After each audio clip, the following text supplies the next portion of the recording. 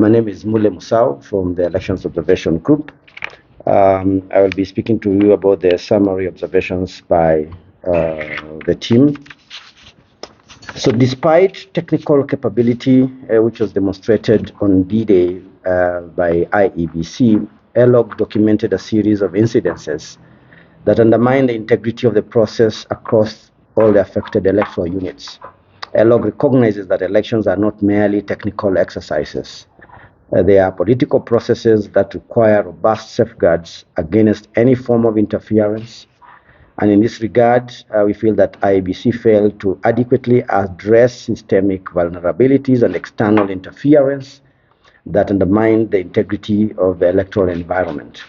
In particular, we wish to draw attention of the nation and other stakeholders to a number of issues. Number one is the verified cases of electoral violence, harassment, and political interference.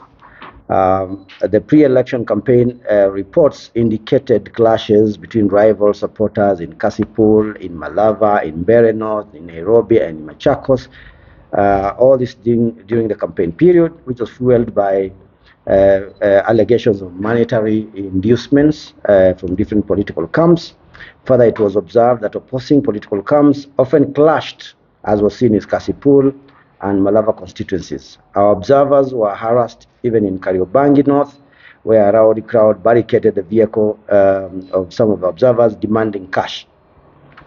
And ELOG is therefore concerned that in many of these violations, the security officers did not take decisive action that would have mitigated the situation. The import of this violation is to create voter apathy and vote suppression. Number two, open voter bribery and improper influence during the campaigns.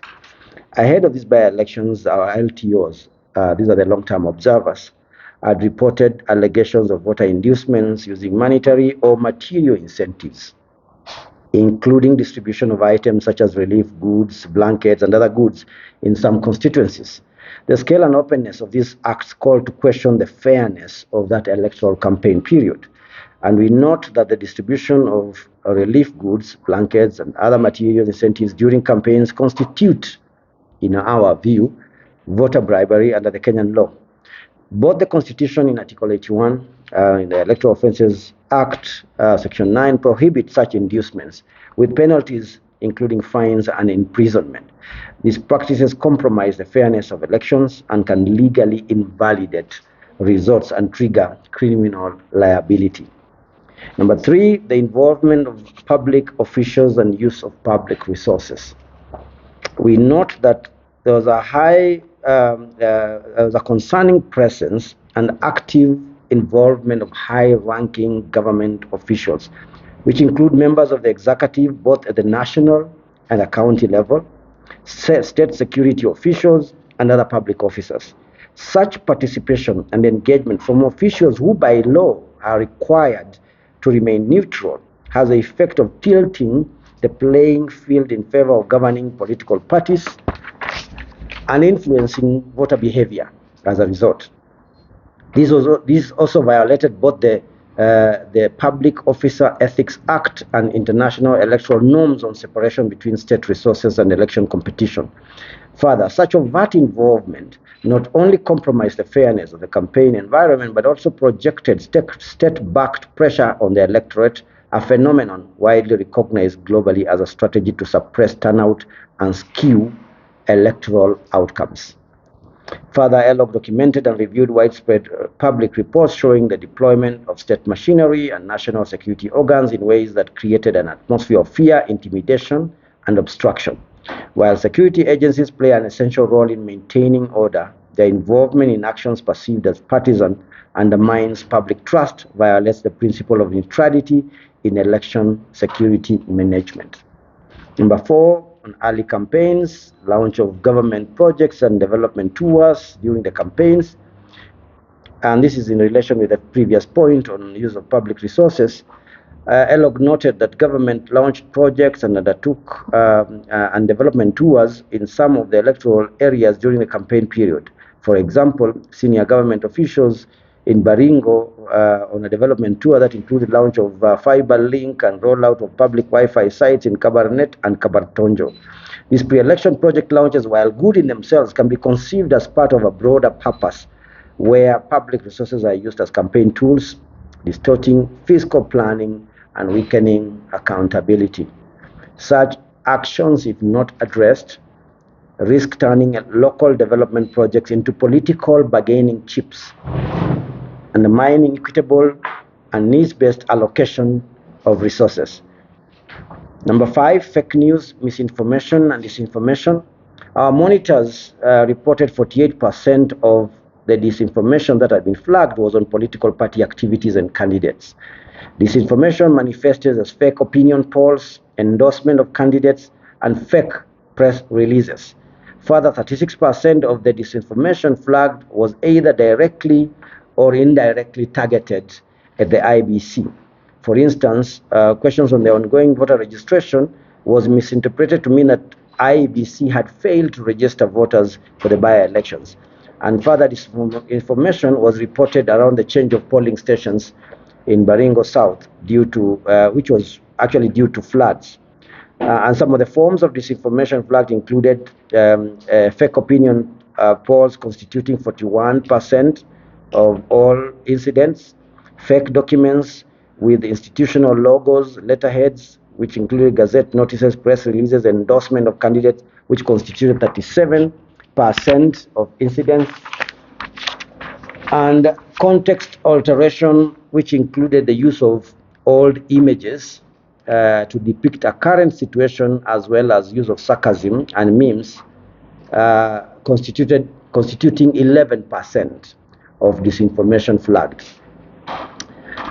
Number 6, the limited participation of marginalized groups in the by-elections. We note with concern that while the Commission registered a total of 181 candidates to contest in the various vacant electoral areas, the participation of women, youth, marginalized and minority communities as candidates was below the required threshold. Our observations on the technical operations on the E-Day, and a lot of this I think we were able to highlight in our previous statement.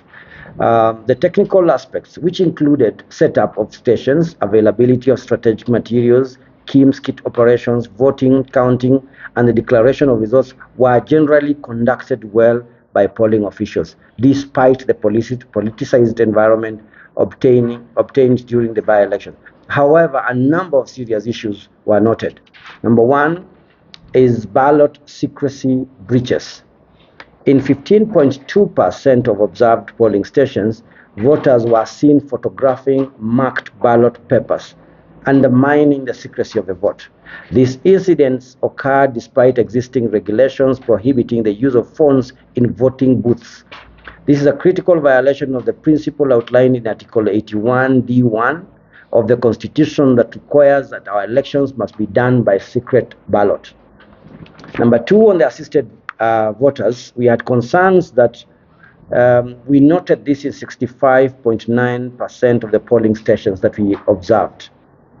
While this is allowed under law, ELOG notes that in a number of cases, the election officials did not have data on, especially where the assistance was conducted by the presiding officers, where a Kenyan decides to assist a voter, that is recorded somewhere within the records of the polling station. Where the presiding officers were in charge or assisted, they did not do that. Yet, where the POs assisted was in 90% of the incidents. So in 90% of the time, it was the PO who was assisting. So when we don't record this information that this was an assisted voter, then we don't know the scope of the assisting. And we also know that that particular anomaly where POs assist voters and are required, therefore, to have party agents looking on, is likely to compromise the secrecy of the vote, which is another breach of the secrecy issue. The other point is on the unauthorized access to polling stations. We noted that in a number of instances, unauthorized persons were allowed to access the polling stations without the required accreditation badges.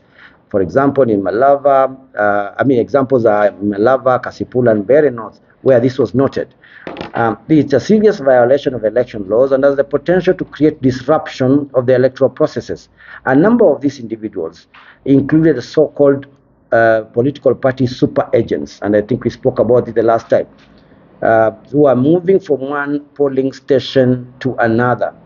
This is despite the fact that each political party and even independent candidates had designated agents who had been duly accredited by IEBC. Further, ELOG observers noted the presence of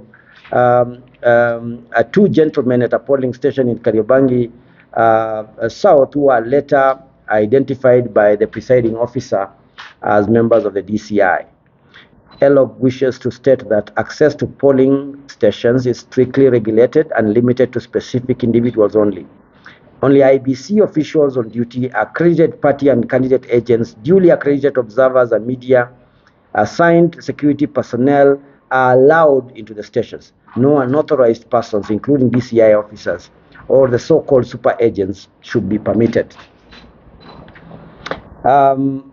Before we go to the recommendations, our observations of the immediate post-election environment is that no major incidences so far were recorded by the observers, but it is noteworthy to mention that that the losing candidates, losing candidates who have disputed the outcomes that we have seen in a number of these by-elections have undertaken to file petitions rather than to protest.